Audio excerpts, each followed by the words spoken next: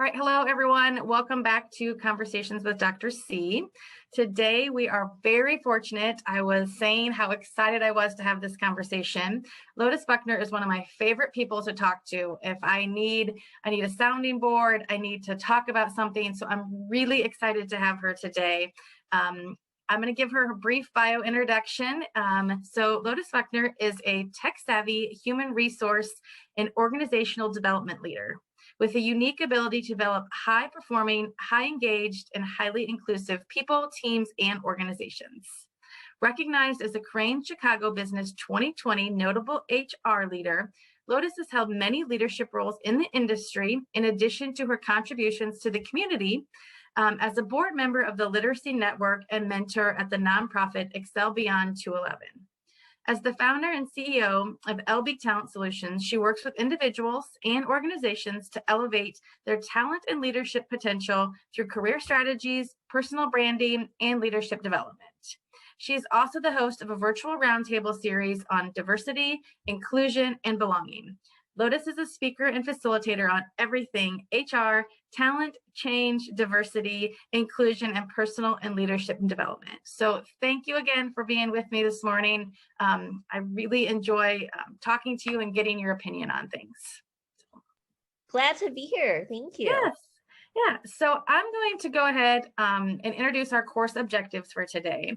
Our topic today is educate versus inform. And I love the fact, I'm very proud of my education, but sometimes I feel like because I have this amount of education, people automatically expect me to be a subject matter expert in everything all of a sudden. And I often tell people, they will often ask me, what's the biggest thing you've learned in education?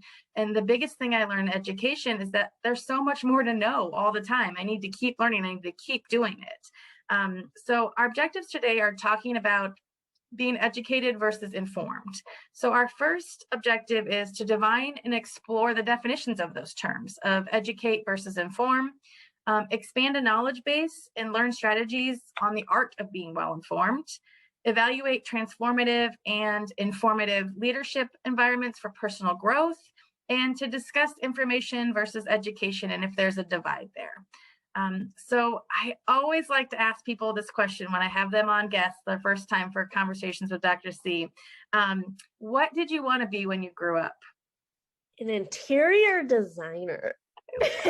My mother's gonna kill me, but I consider my family a bunch of hoarders, and like growing up, there's just always stuff around, and I always would be like the one putting it away and organizing and like redesigning and painting our walls every year.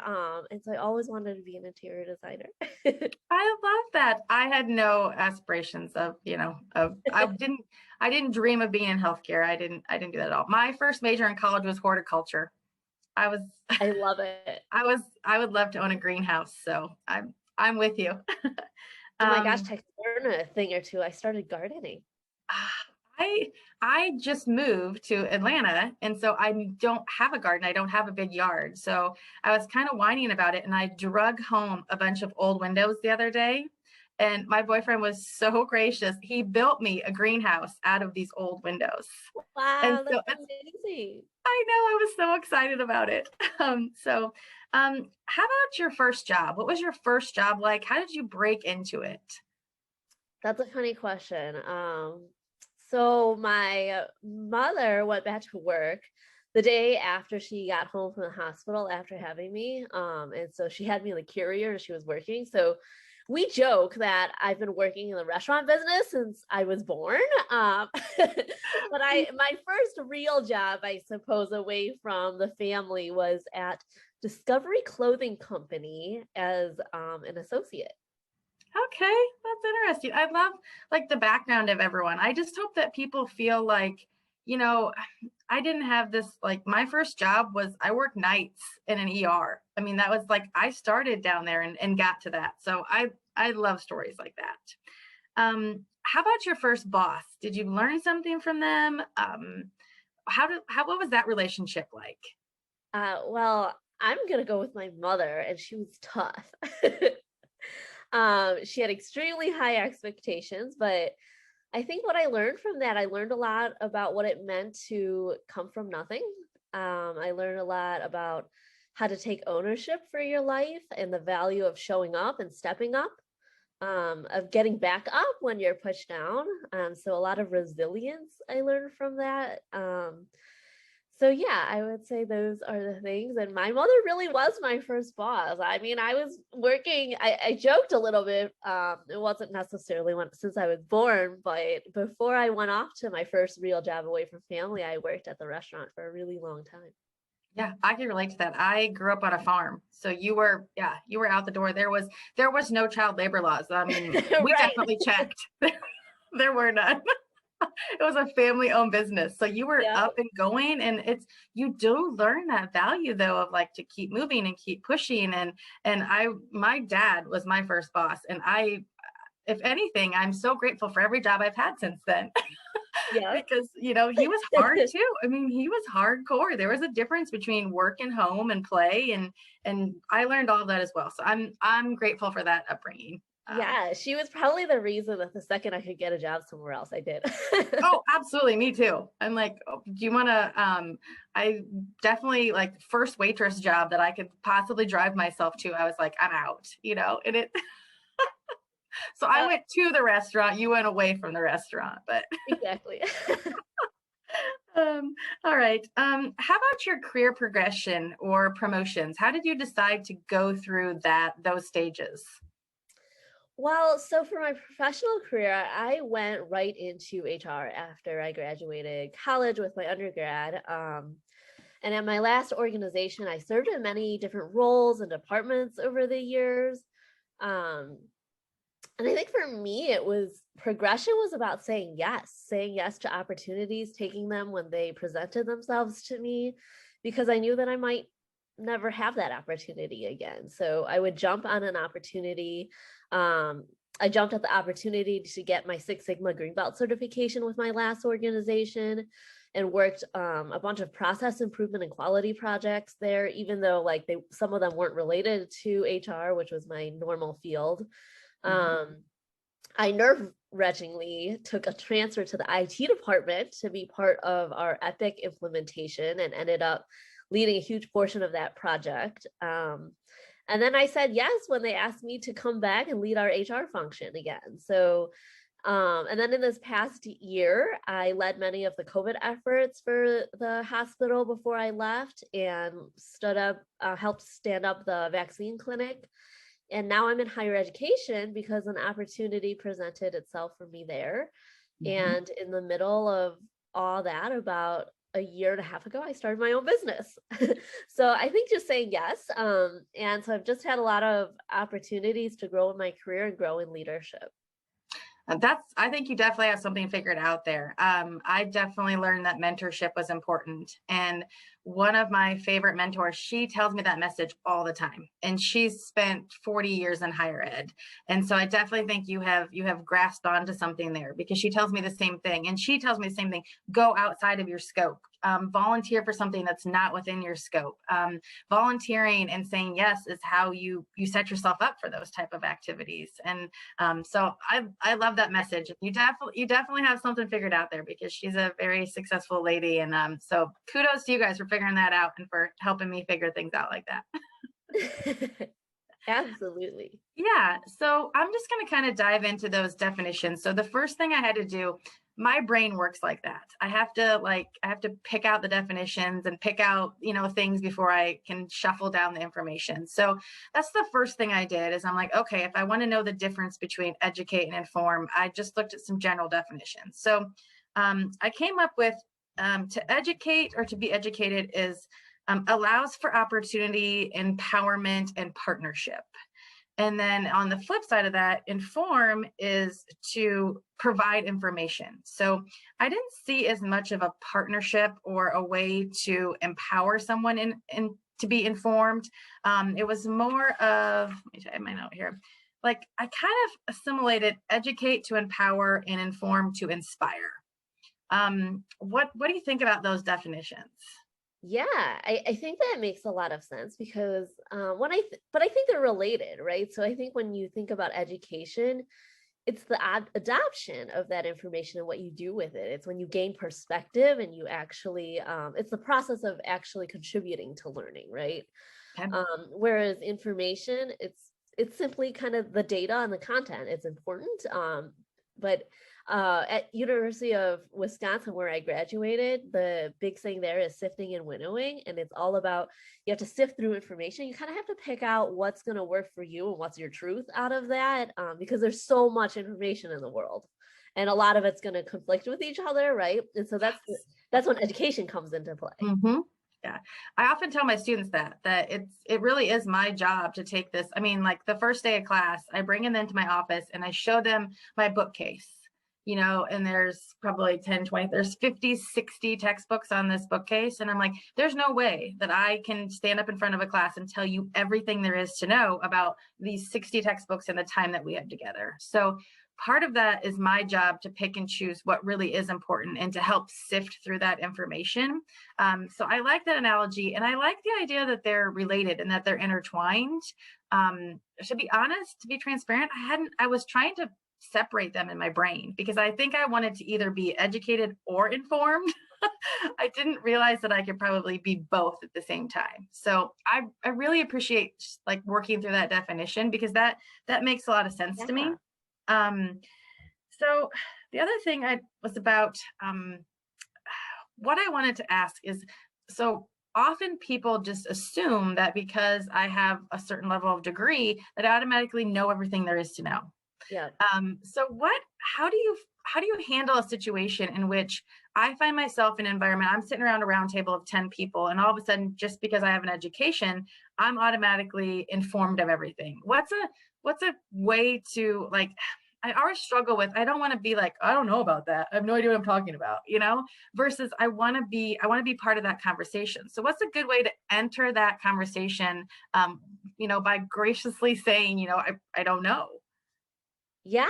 Well, I think saying I don't know is so powerful, right? I mean, first of all, no one likes to know it all anyways, right? Yes, that's my other topic. I'm like, how do you, even if you are well informed, how do you not come across like that? Yeah. So I think, one of the approaches that I take a lot is I really embrace the concept of questioning because it shows your curiosity. And I think when you enter a space with curiosity, no one really blames you for that, right? Because that is a way to say, I don't know it all, and that I'm coming into this space with a really open mind. Whereas coming in and making statements and making assumptions, I think that comes off very differently. Yeah, I agree. And I think it closes the rest of the conversation. Yeah. I've been in meetings before where, and it might probably be subconscious to these people, but they will end their sentences with the word period. Like, this is what we saw, period. And I'm like, you just shut off the rest of the room. Like, there's no way to keep that moving and to keep that ball rolling. Yeah, communication's everything. Yeah. So what about the flip side? What if you find yourself in a room where you are the subject matter expert? You do know what's going on, and you don't want to I said that was one of my favorite things about you is I feel like you have this huge knowledge base behind you, but I can ask you anything, and I don't feel dumb for asking you. I feel like I could ask you anything. How do you, if you find yourself in that situation, how do you create an atmosphere of, like you said, I'm not a know-it-all, but I'm very well versed in this. Yeah, I would actually use the same approach. So when you approach anything with curiosity, I think that just helps the space like calm down. And so when you're the subject matter expert, I like to use phrases like, I wonder if, and make a suggestion about something you really already know, right? Yeah. So that way it's inviting the feedback, and it gives people a space to reflect on something that maybe they didn't think of, right? And even though you knew it, instead of coming out and being like, well, this is how you do it, and making people feel stupid, right? Like, to approach it as, I wonder if this could work, or again, asking questions. Do you think it's possible that we could take this approach, or what do you think about this approach? And really approaching it with a lot of openness, I think is really helpful. I agree. I love your idea about allowing people a space to reflect, because I think that's that's good. That's where, you even, I think that's where that empowerment and the educate comes in. If you allow someone to reflect and you allow them their own space to do that. I even think this could really be applicable in a classroom for me, because sometimes I walk in and my students automatically, there's that flip of, oh, well, you're the teacher, you've been doing this. I mean, I had to admit this year for the first time, this is so bad. This is so terrible. Brace yourself, Lotus. I had to walk in the classroom. I have been teaching longer than some of them have been alive. Oh my gosh.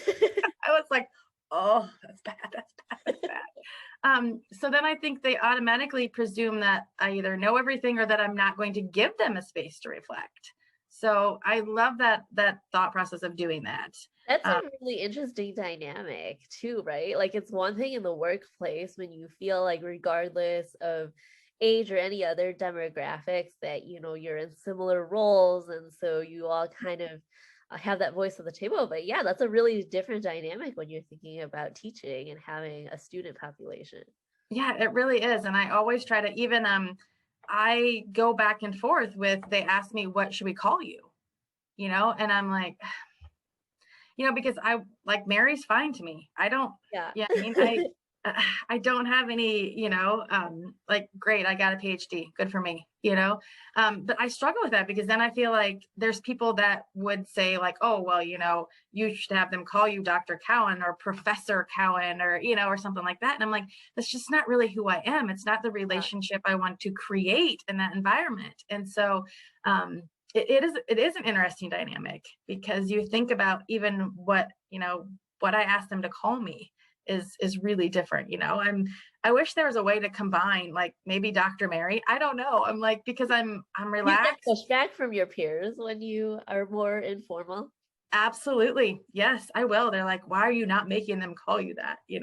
And then it's even, if you take it one step into the medical environment. So I go to clinicals, I go into hospitals, and my name badge says, like, Dr. Mary Cowan. And everyone's like, I'm like, no, can't save your life. Could just tell you what you were doing wrong while doing it,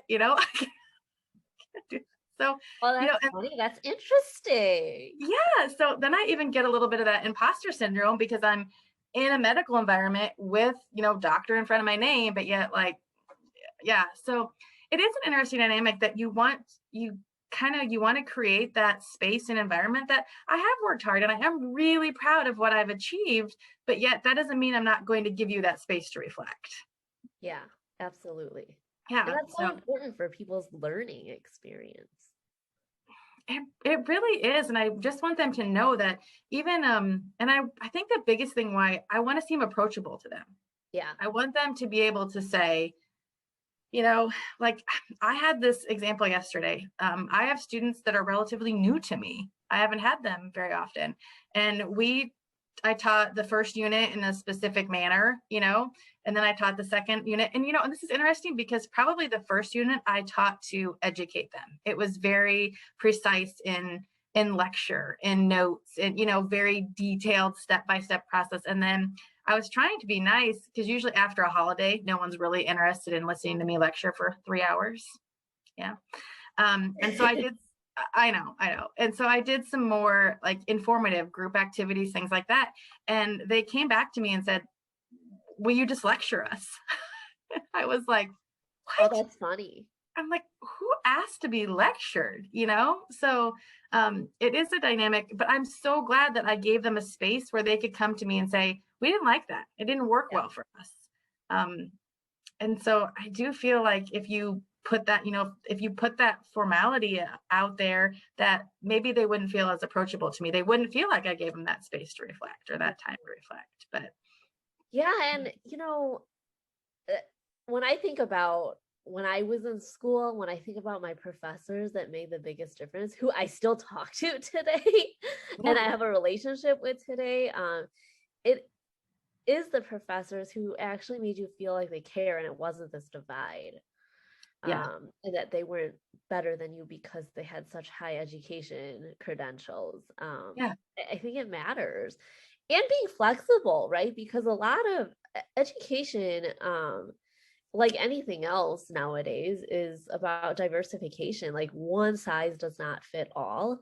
And you might lose students if you're not able to be flexible, right? Either the student who maybe is learning slower or in a different manner, or the student who learns so much faster than everyone else and is getting lost because they're bored.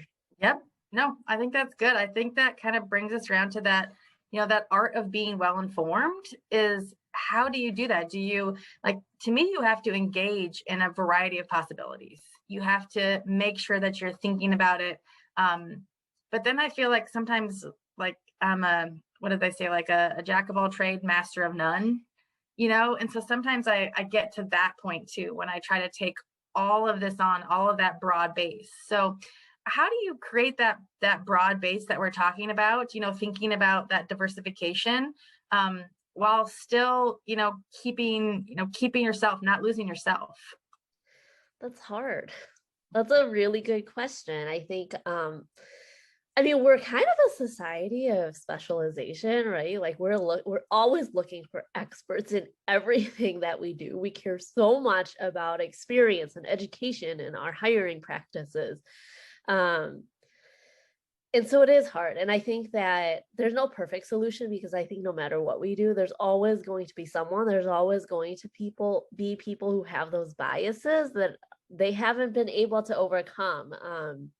But I think that authenticity of actually presenting ourselves as specialists who are flexible is really important, right? So like when I think back even about my career that I mentioned, I've always been a human resources professional. Even when I went to IT, I was still a human resources professional. I was leading a lot of the education and the learning strategies in IT.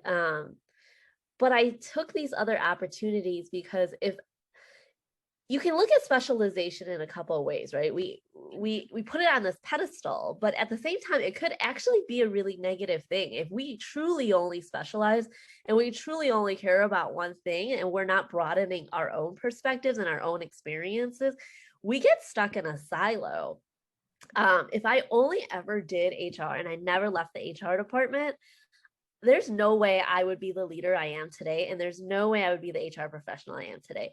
Leaving the department, going to IT and becoming a customer of HR was an incredible learning experience. And I'm not talking about just like a new learning experience about everything I learned in IT. It was a learning experience of what it feels like and what the experience is of being a customer. And when I came back, and a totally different perspective about how we should deliver our services and what our jobs actually are in human resources. And so, yes, I've always specialized in human resources, but with those other experiences and those other perspectives that I received by broadening my scope and my knowledge and the information I had, right, that was very powerful for me to do my job at a totally different level and to turn the industry of HR on its head, to look at HR differently and do it completely differently, because I had a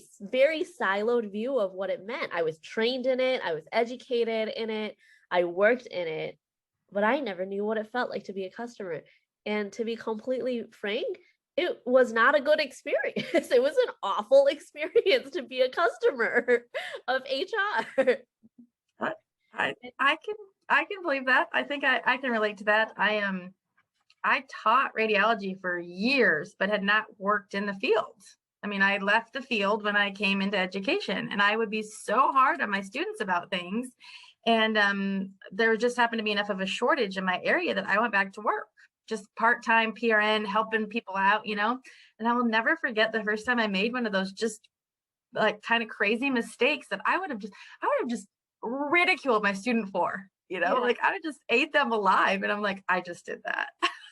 So yeah, it's you experience, like when you're willing to open up your mind and take on other experiences, like it changes so much. Like perspective is so powerful. I actually, this reminds me of conversations that I have around diversity, equity, inclusion. It's the same thing, right? Like, yeah, of course, it's so difficult for so many people to understand the experiences of marginalized groups because they're not one. And they don't know people who are. Their best friend is not. Their best friend's just like them. Their family is just like them. Their coworkers are just like them, right? And we always talk about, if you really want to explore this space, explore people, like expand your circles, expand the people that you trust, the people you count on, the people you go to. And when you expand that and you diversify that, you have a totally different perspective on life because you're hearing different stories and you're seeing other people's experiences that you would never have had yourself. I agree. I love that perspective is powerful. I really think it is. I will never forget the day I learned that all of that is a choice to me. Like I have that as a choice, and some people don't have that as a choice. They're out there having those experiences every day, and it's not their choice to do that. Where that was like gaining that perspective that was very powerful for me in terms of the fact that I get to choose that every day. You know, my environment, who my best friend is, I get to choose all those things and who I interact with. And so that was great for me. But I also love your thought about how specialization with flexibility. But that can be a negative effect. I just recently switched jobs. I had to look for a different job in a different city. And I had to take my PhD off my resume for people to interview me, for people to. Isn't that crazy? That's so interesting. Yeah. So I had radio silence from jobs. I mean, radio silence. I finally cut down my CV, took off my PhD, put more, like it wasn't as specialized, technically is what I did. Then all of a sudden, boom, I had 4 or 5 interviews, just boom, boom, boom. But isn't that crazy that until people know you're flexible, they're not willing to give you a chance. Yeah. They're just really not. So that was a crazy experience for me too, to be able to to start take it off my resume. And we often, a colleague of mine who was looking for a job at the same time, we thought job descriptions to just start putting maximum education requirements on instead of minimum. Yeah, let's hope not. Let's hope we can get past all of those things. Because all of the education requirements, all the experience requirements, those requirements are so traditional and they just do not mirror the workforce of today. Yeah. I'm glad to hear you say that, because it was frustrating for me, I was told, honestly, we are not interviewing you because of your education level. That's so interesting. It's like when you tell people they're overqualified. That's exactly what I got. You're overqualified. Yeah. I'm like, I felt like that should have been my decision, let me look at your job. Let me see what I would have to offer. Maybe I'm not, maybe I would be a really great fit. Exactly. And maybe you're looking for something different, right? Like we don't allow that. It's like if you've reached a certain level, like you're not allowed to make the decision for your own well-being, your own mental health to do something different because that's what you had committed to. It's like we can't change our minds, and that's so interesting in our culture. That's exactly where it was. I had done this. I had, it was that education experience almost hurt me because I didn't want to stay within that box, and all of a sudden I had a hard time breaking out of it. I'm really fortunate and I'm really glad I did, but it was a tough go in terms of that. So, yeah, absolutely.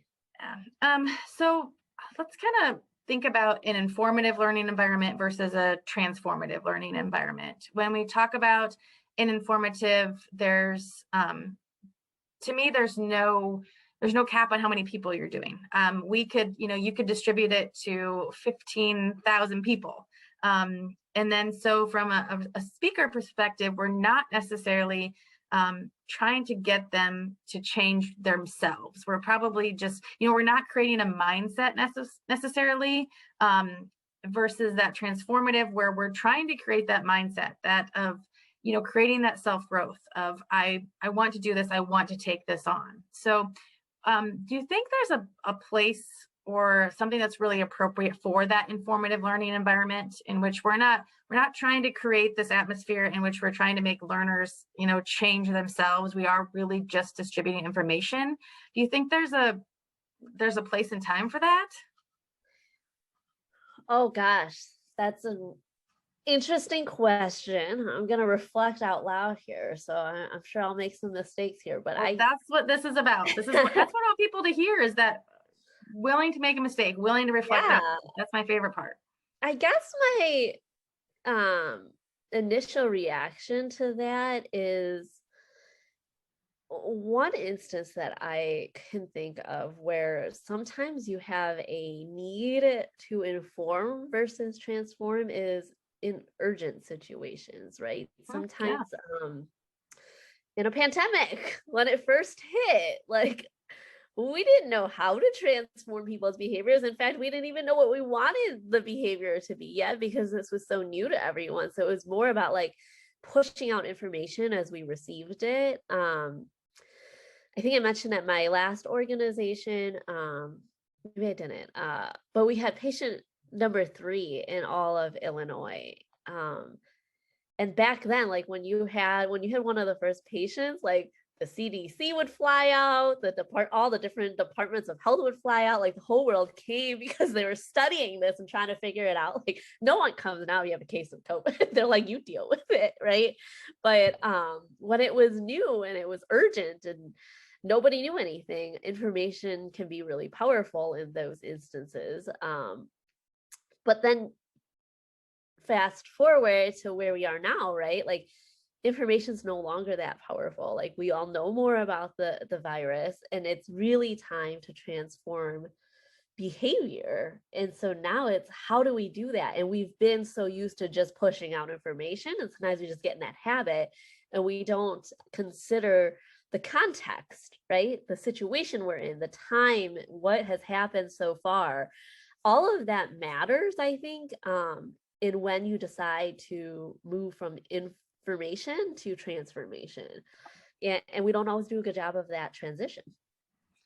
I think that's great. I think sometimes I know I've had to be careful, especially like when I distribute information, that I have to pick and choose what I distribute. I don't want to be one of those people where someone sees my name pop up on the email and they're like, oh, nope. Right. I'm not reading that. You've sent 97 emails this week, lady. I'm not doing this. Exactly. So I like your thought about making, like, possibly transitioning from an informative environment to a transformative environment. I think that's a really great reflection, because I do think I love the fact, the transformative environment, when you do have people reflect on, who they are, how that self-growth occurs.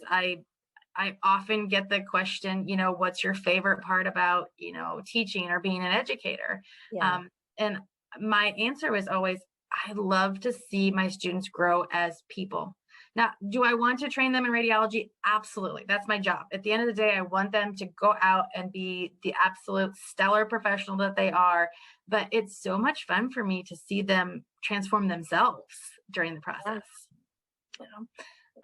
So I do think I love your reflection about how that there's a place and a time, I think maybe for both of them. And when information is urgent, it's just strictly to inform, it's not to educate. So I like that. How about the personal side of that, the personal characteristics that would go along with, if I'm just informing you, do I have to add anything personal to that? Or is it okay to just send an email like, this is what you get, I'm just distributing that information? Or do you try to pull that personal side in to help make that progression between the two? I always think it's important to be relevant. If your information's not, if it doesn't catch someone's eye, like you said, they're not going to read it. If you send 97 emails all the time, that's the length of a book. Yeah. People are going to delete your emails. So like, to catch people's eyes, you have to be personal. You have to be relevant. You have to understand humans and be able to appeal to the what's in it for me Yes. because that's what matters to people, right? Like we're human beings, all of us, as much as we want to say that we're not and we're these great people, like all of us have tendencies. It's human nature for us to default to what's in it for me in every situation. When there's a problem, when there's a pandemic, when there's issues, like or positive things, like how does that impact me though? And so if we can do that when we're sharing information and providing information that we actually want people to do something with, if we actually want people to read it, if we actually want them to consider the information, I think we have to be able to find creative ways to be relevant with that. I agree. I often, whenever I said something, or even when I present to someone or say something, I always try to think about the why, and I think someone used the acronym, what's in it for me, like it was just the letters. And it took me a second. I'm like, I was coming up with all kinds of, I was coming up with all kinds of creative things that could have meant. But I love that about being relevant, even if it's just to inform, you're still telling people why it's important, why they can, still use this for some type of self-growth, or about being actionable. Here's the information, but here's what I want you to do with it. I think we forget to close that cycle often of, I give you, but what do I do with it? Or what do I, how about if you want to take it a step beyond that? So when we were just chatting before, I talked about, I will often do mandatory trainings. I will, click through them, and then it prints off a certificate, and I magically know I'm compliant. So how do you get people to, at the end of that? I mean, that's a great example for me. That's the best example I could think of, that I was definitely informed, but I was not educated. How do you transition people into, when it's a compliance issue, into making sure that they're moving beyond the inform to the educate? That is the $1,000,000 question. So some of the things that I've done in my career as we develop, and for some context, in my experience, it's a lot of what we're developing is compliance training for employees. And we had that same issue everywhere I've been. We've had the same issue. Like people just click through and it's a checkbox because the government says you have to train people on this, right? So we've transformed ours. There's amazing technology out there. There's probably so much that like I haven't even used, like AI training now. But all of those things help us develop scenarios that aren't just scenarios you read on a screen and you click through, but using AI or other technologies to really make things more interactive. When you make information sharing or learning more interactive, I think that you can make that transition from simply information to actually educating people, and appealing to that what's in it for me, right? So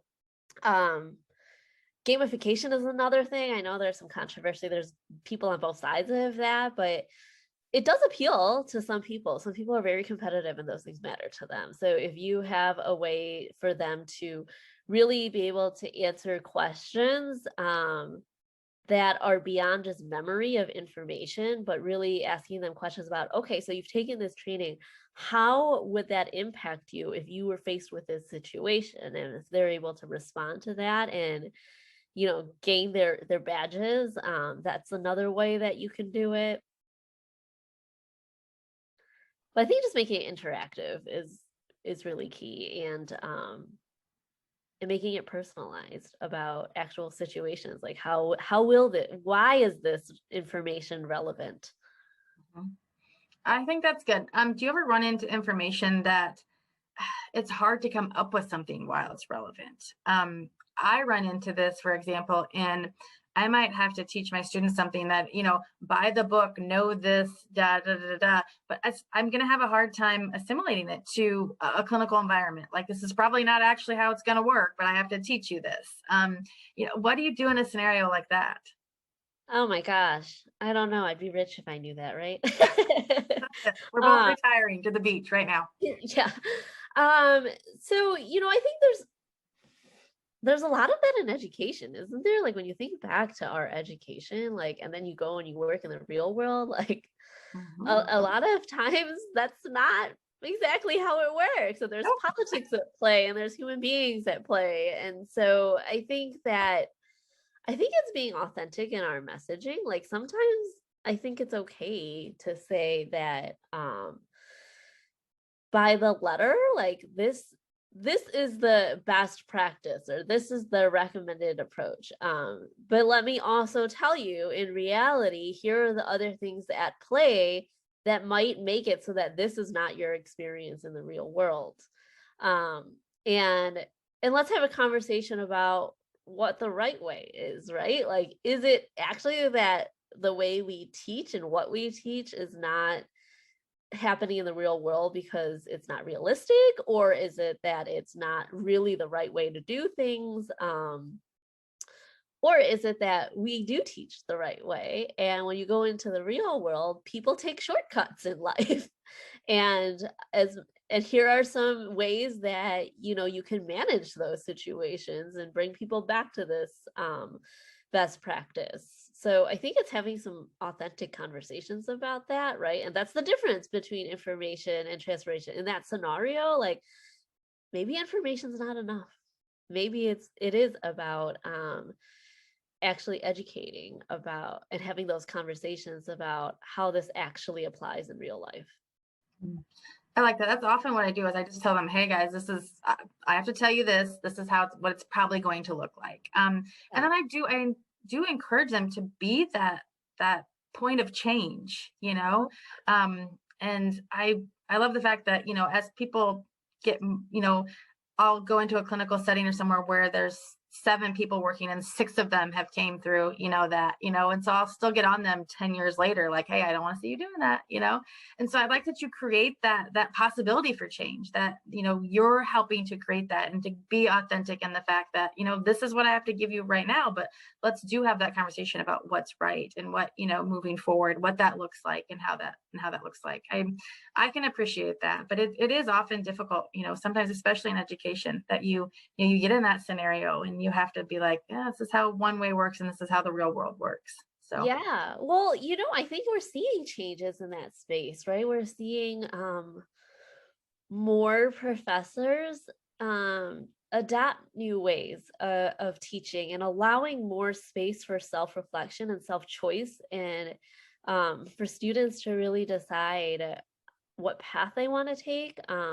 I mean, I don't know that I would say that it's mainstream yet, but we're seeing more and more of that each year and each generation. And I think we're seeing some of the positive impacts already of that in our generations, right? Because traditionally, when we go back many years, like it was very just information, like I'm the professor, I'm going to teach you something, and this is what you should do for the rest of your life. And as that has changed, we see the differences in how people operate at work, right? All of the racial equity issues that we're dealing with in this past year or so is a great example of that. Is you have such traditional mindsets in the workplace that are like, we've always done it this way. Like, why do we need to think about this now? And there's a lot of that resistance to it.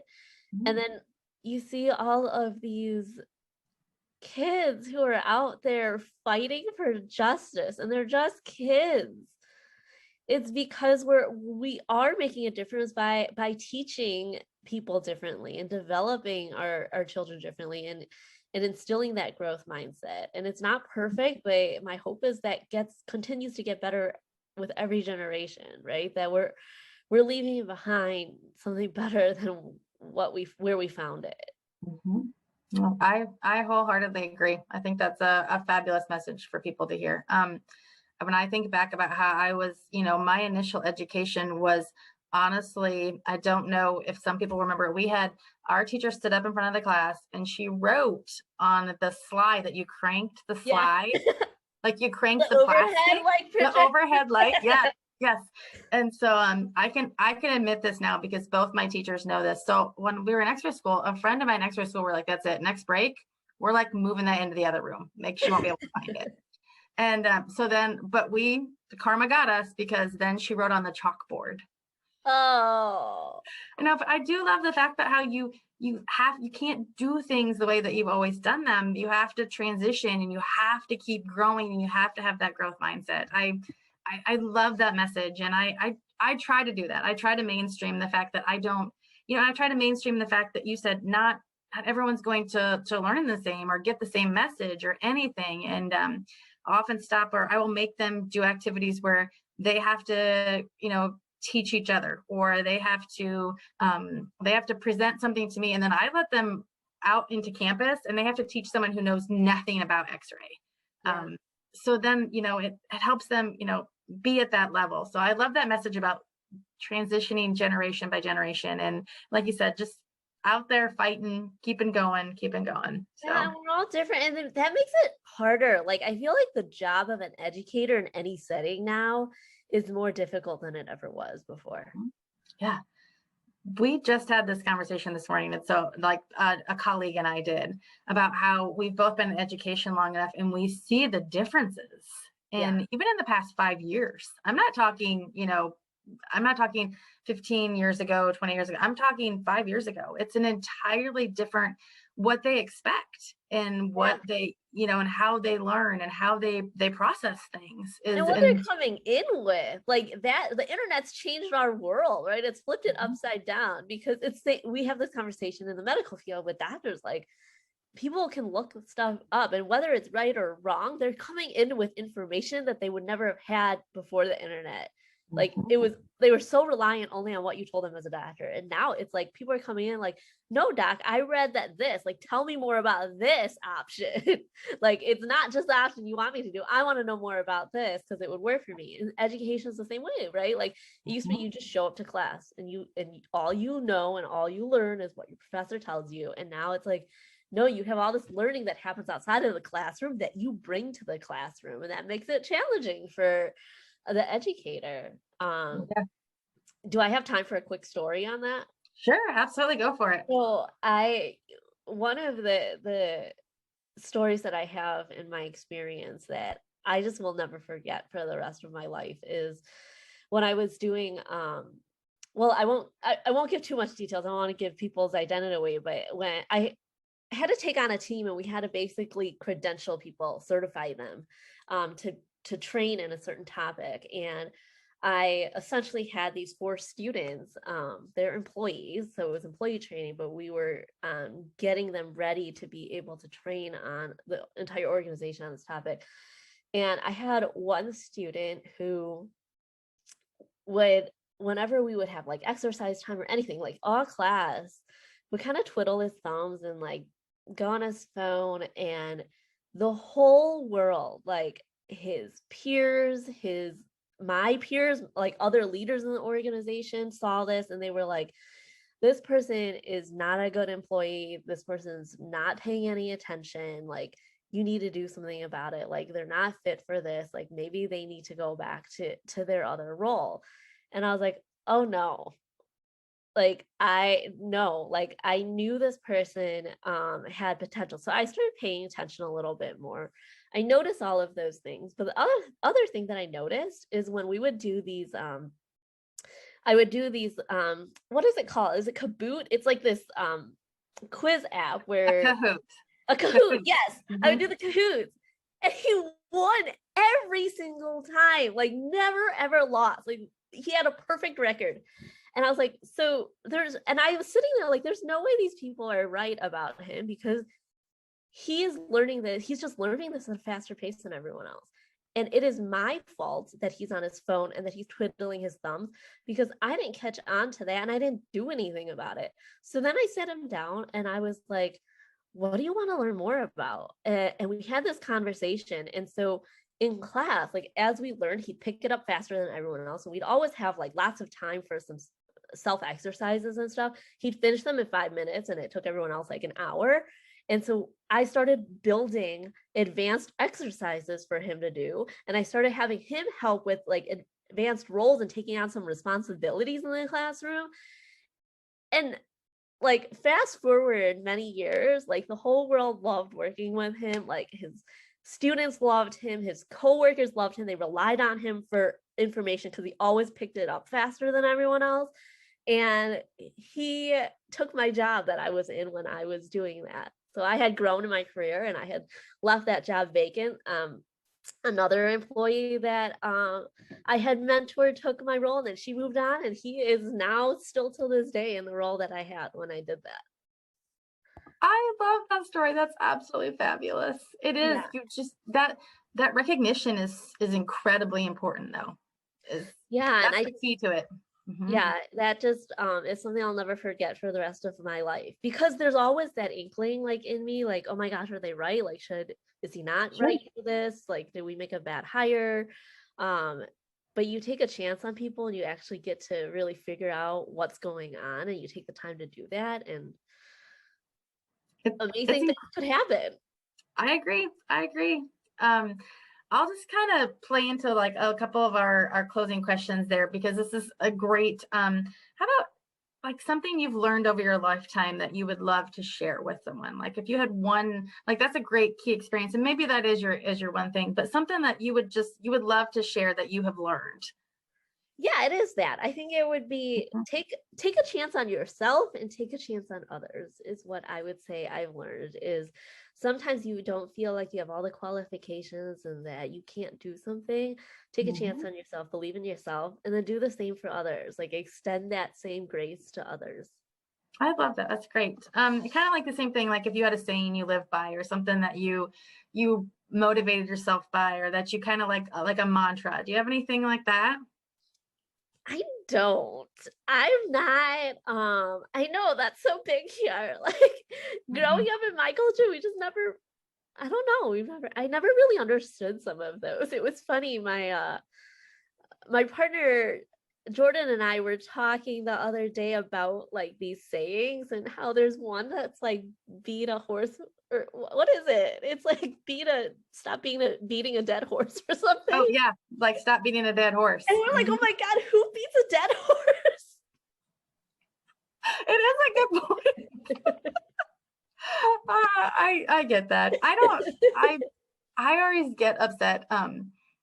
The people use the saying, "It is what it is." Yeah.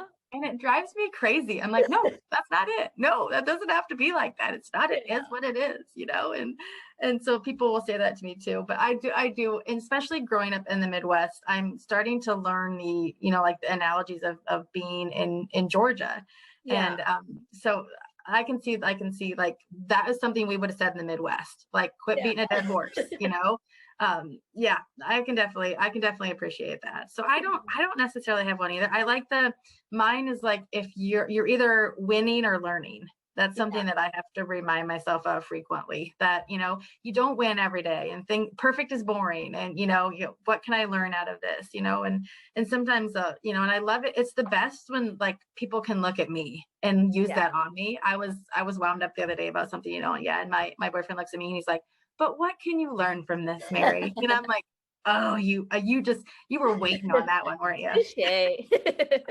Exactly. Yeah. So, all right. Well, that wraps up our time. Again, thank you for speaking with me and sharing your subject matter expert. I love conversations like this, and it makes me want to have a growth mindset talking to people like you. So thank you for sharing that gift with me. Oh, thanks for having me. It was a blast. Yeah, absolutely. Thank you so much. That ends our session for today.